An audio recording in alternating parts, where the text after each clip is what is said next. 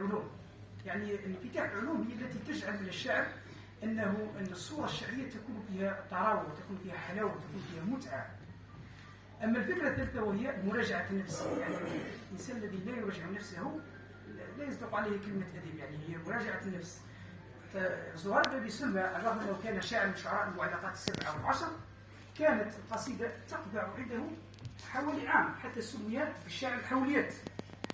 وذكر الكثير من النقاد من الذين كانوا ينتصرون لمدرسة الصنعة اللفظية أو الشعر المصنوع، يقولون بأنه أجود الشعر الحولي المنقح المحقق. يعني الشاعر عليه أن يراجع قصيده عدة مرات حتى يستوي بصورته الكاملة. الآن توجد مقولة انتشرت مؤخرا: زمن الشعر وزمن الرواية، وموت الشعر وإحياء الرواية. وهذه المصطلحات التي أصبح يتناقلها الكثير من الأشخاص غير المتخصصين. طبعا فكرة الأجناس الأدبية هي فكرة مدرسية، وعندما نتكلم عن الفكرة المدرسية الأكاديمية فإننا سوف نحيل إلى النظرية التي كانت مسبوغة في النقد أو حتى في نظرية الأدب، هي وحدة صفاء الجنس ونقائه، أن لكل جنس أدبي خصائصه وإبدالاته وقواعده وأسسه الأسلوبية والفنية.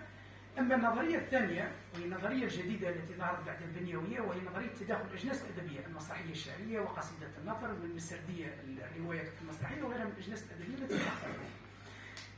الشعر لا يموت، الشعر لا يموت، الشعر هو مصاحب للحياة، الشعر هو نبض الحياة. فقط هذا الصراع أبكته بعض النرجسيات، وأبكته بعض المسابقات الأدبية التي كانت ترمي إلى الرواية أكثر من الشعر. واعتقد بانه من بين الاسباب التي ادت الى نفور القراء من الشعر جمعتها بهذه النقاط. اول شيء هو نخبويه الشعر.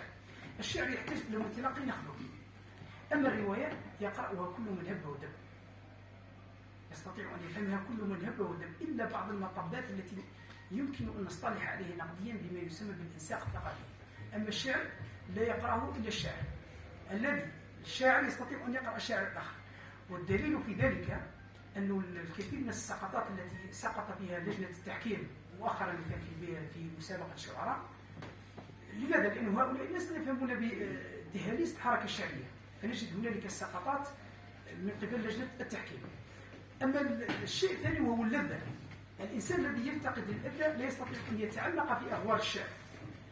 والدليل في ذلك ما ورد في قوله تعالى بعد بسم الله الرحمن الرحيم: إن الله سبحانه وتعالى يتكلم عن التلقي: لو أنزلنا هذا القرآن على جبل لرأيته خاشعا متصدعا من خشية الله. نحن كل يوم نسمع القرآن، أين هذا التصدع والتخشع؟